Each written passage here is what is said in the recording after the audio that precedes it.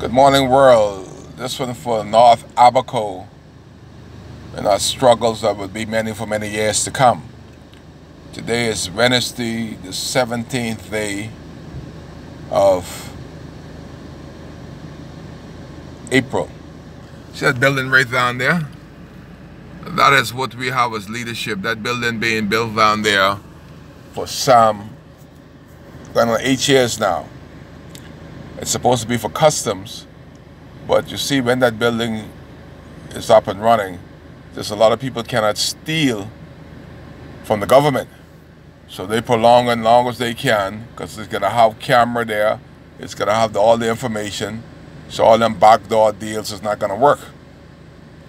And we're talking about leadership, and we're talking about Hubert Ingram, the man that's been in the helm for 35 years in North Abaco, never voted for himself in his life, never had a meeting in his district. You imagine being a congressman, a senator, and never meet with your people. Too busy. When we go on to see him, he'll say, I'm your prime minister, or I'm the prime minister for everybody. Couldn't make up his mind, anything, an excuse not to see the people of North Abaco that had concerns, that wanted projects passed, land, none of that. And Hubert was prime minister some 3 terms. And I'm going to tell you this little story way back when he first got elected. Everybody wanted to meet with the prime minister. We went to Nassau, 20 of us, about 20 of us, generals from Cooperstown right up to Murphytown, Dunderstown. I was the youngest, I got the tail end of it. They bought me a ticket. Yeah, I'll go to Nassau for the day. What we going for? They don't want to tell me nothing. I don't know. They don't want to tell me. That's a big secret. But in North Abaco, we have a lot of jellyback fellas. They play man in the day and girl at night, and they won't be in leadership. That is why North Abaco gonna suffer for a long time. You gotta weed out these all for me babies, crooks, and get them behind you. Got to Nassau. Beautiful mahogany desk we're sitting at. One of the girls in the group already called Hubert and tell him what we were coming for. I didn't know. When we got down, sit down, Hubert come up with that stupid grin. Like a jock, you know what. So Hubert said, if y'all come here to report Everett out, see that door right there you came in? Head back out that door. I laugh. Not a man opened his mouth. So I'm the brave little tailor. I said, Mr. Ingram, mind these fellas here just vote for you as prime minister, you know. Everett Hart never vote for you. At least you could hear what they have to say. I gotta know what they have to say. I don't want anything but Everett Hart say. Any other concerns? I'm busy. I said, boy, y'all some jellyfish, man. This man just got elected and y'all can't talk. Back to Abaco off the plane, a waste of time and money. That is the kind of leadership we had in Hubert Ingram. We don't give a hell about North Abaco. He don't want to even hear you. You imagine 35 years of Hubert. And while Hubert was head of the Bahamas without any experience at all, we, the people of North Abaco, sent him to run this country. We have not got a senator, a judge, a magistrate, a customs chief. We never got a commodore of the Royal Bahamas Defense Force. Man, we had Darren there for years.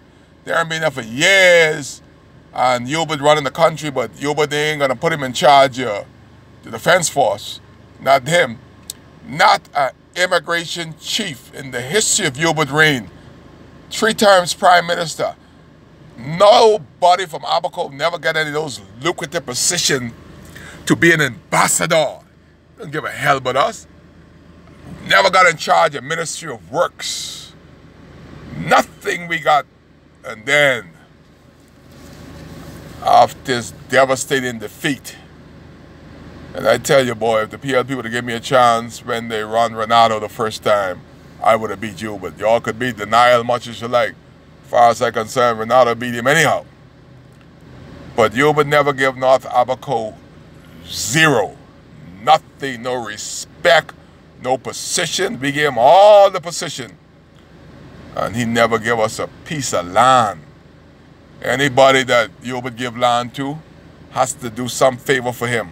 If it's never before because you support him, there has to be something extraordinary that Kai couldn't do for him. Look at Baker's Bay, what he's done out there.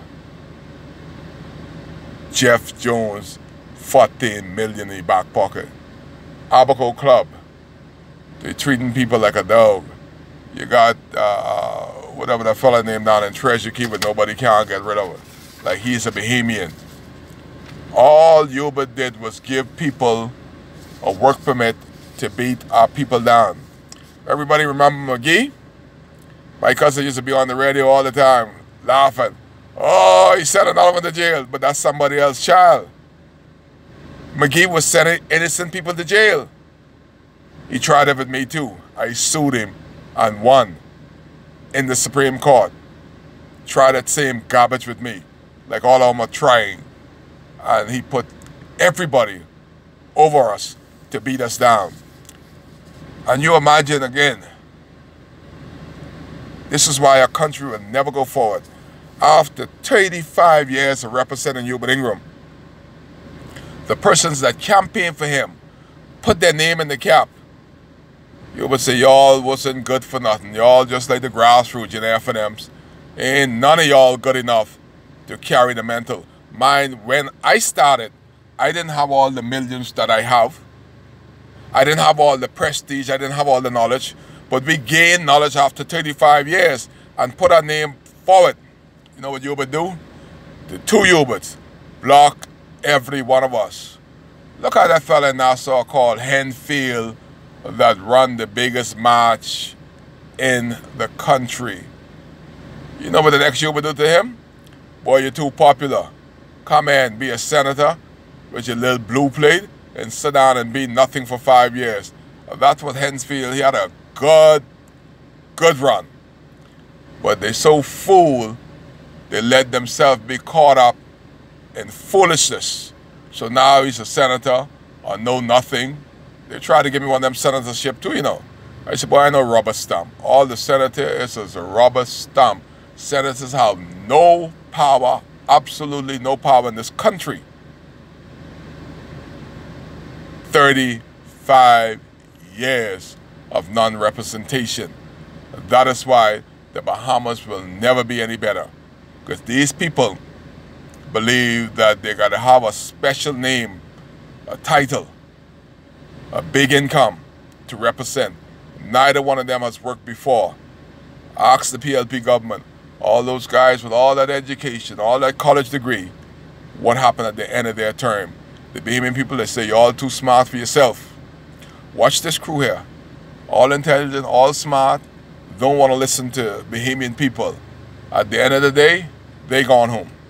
Shivago Lang, with this big deal here, well, they ain't going to help the Bahamas. All Shivago Lang is concerned about is that he has a position of authority and he's getting a paycheck. Because ask yourself, what are you going to do when you don't have that position? And the boy don't listen to nobody. When he was a member of parliament in Grand Bahama, he couldn't run again. Only thing that kept Shivago Lang in power was Hubert Ingram. Campaign for him. But the boy have no people skill. Still don't have any. And don't give a hell about the country. All Lang concerned about himself and position. They like them position. But they are do-nothing position. All the position that Lang Doses hold has hurt the Bahamian people and nobody can see it.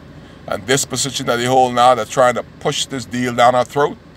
It's only there to give him a position, to give him a salary, and it ain't gonna do the hell for the Bahamas. When our MPs gonna put out something to benefit Bahamians, that is the WTO that Kai Mills want to sign on to. That has not happened in a long time.